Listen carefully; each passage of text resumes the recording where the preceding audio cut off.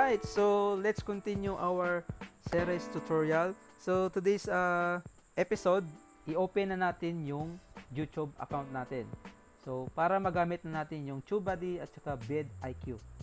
Okay, so yung next na gagawin natin, kailangan mo mag-login sa YouTube account mo. Yan, sa akin po ay naka-login na yan. Okay guys, so makikita natin guys, kailangan natin mag-sign in dito sa Tubebuddy. So, i-click nyo lang po yan. Yan. After nyo maklik, meron dyang privacy policy and terms of use from Tubebuddy. So, kailangan mo mag-agree sa kanila para makakuha sila ng tamang data dito po sa YouTube analytics mo. So, click nyo lang po yung check, then sign in with YouTube. Ito po yan yung kanina guys, yung tinuro ko sa inyo guys, kasi guys, nag-remove po ako ng Tubebuddy at saka VidiQ doon sa Google account ko. Yung third party application yan po. Yan po yung purpose yan. So makita natin, so select ka lang po ng Gmail account mo. Siyempre yung gagamitin mo na account is yung ginagamit mo sa YouTube. Click mo lang yan. So choose an account, click ulit. Okay. So, yan natin makikita guys, no? So, yan po yung purpose yan guys, no? Na kailangan talaga natin i-accept. So, dapat guys, basahin nyo po yung terms and condition nila guys. So, make sure you trust Tubebuddy. Okay? So, yung gagawin natin guys is i-allow natin. Alright. So, na-allow na natin. Yan po, successfully sign in. Okay, so, na-sign in na natin yung Tubebuddy. Then punta po tayo guys sa channel natin. Ito po yung extension, i-close ko na po guys. Okay.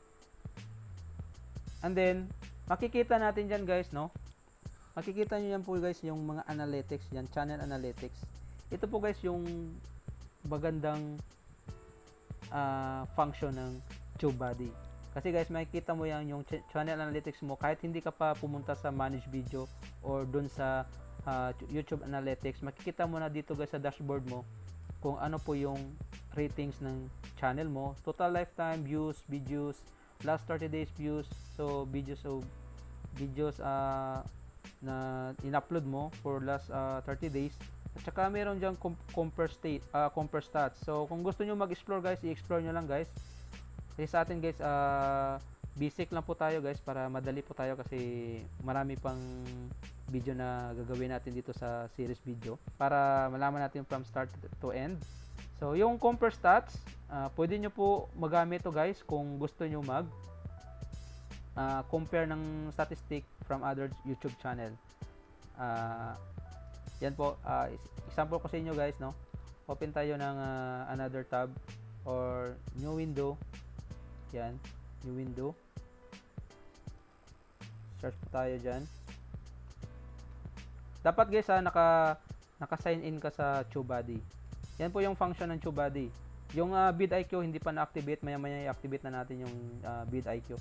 So, mag-search tayo ng ibang channel na gusto mo. Kung meron kang kaibigan na may channel din, so pwede ka makapag-compare sa kanya para malaman mo kung ano po yung ratings niya or tsaka statistic ng kanyang channel.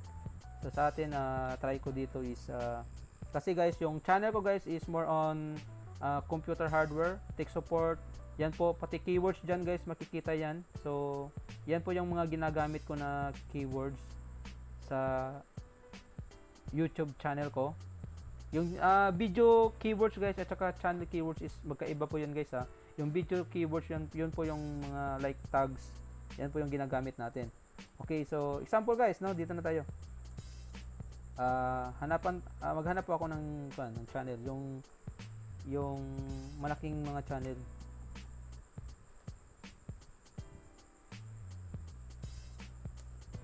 Malaking mga channel guys. Like ito na lang po. Ito na lang po ha. Ultimate PC Tech Support. Kasi naghanap po tayo ng sim niche. Okay. So yan po guys, no. makikita natin guys, kung i-scroll down natin yan guys, so yan po yung function ng video analytics. Makikita natin guys yung uh, total views niya, tsaka comments from other social sites, at saka yung video na ginamit niya. Ito po yung mga tags na ginamit niya sa ganitong specific na video. Yan po. So pwede mo yan makopy. So kung meron kang topics na same sa kanya sa mga ibang mga channel, pwede mo makopy yung tags na ginamit niya sa video niya. Yan po, copy mo lang yan. Click mo lang yung copy. Yan po. Pwede ka makapag all, none, makapag-customize ka dyan. Kung ano po yung ginamit niya na tags, pwede mo yan makopy at ilagay mo sa video mo. At saka, kung pumunta naman tayo sa kanyang YouTube channel, dito sa home, yung sinabi ko kanina guys, ito po guys, no? Yung compare stats, makikita natin guys yan. So, for views last 30 days is dito po yung dem. So, yan po. Siya po. At saka, ito po ako. So, hindi po ako nakasabay sa kanya. Yan po, kulay blue lang po. Maliit lang po compare sa kanya. Ilagay natin for last subscribers. Pwede rin yan po. So, makikita natin guys yung dem guys, yung red. Siya po yan. Yung Linux Tech Steps. At saka ito po ako, yung kulay blue. At saka makikita din natin guys dito sa YouTube channel niya, makikita din natin yung keywords na ginamit niya. Yan po. So, pwede mo rin yan makopy. Yan. Okay? So, next, punta na tayo dito sa manage video natin. Alright. Okay, so, yan po makikita natin guys kung once na na-install mo na yung Tubebuddy extension, makita natin meron dyang additional dyan, no? Ng mga tab. Tsaka ito po, meron dyang additional dyan. Yan po yung dashboard nila. Yan po. So, kung gusto niyo mag-explore guys, mag-explore na lang po kayo guys, no? Kasi para mabilis tayo. Tsaka video live stream lahat, playlist. Tsaka dito sa tools, message industry.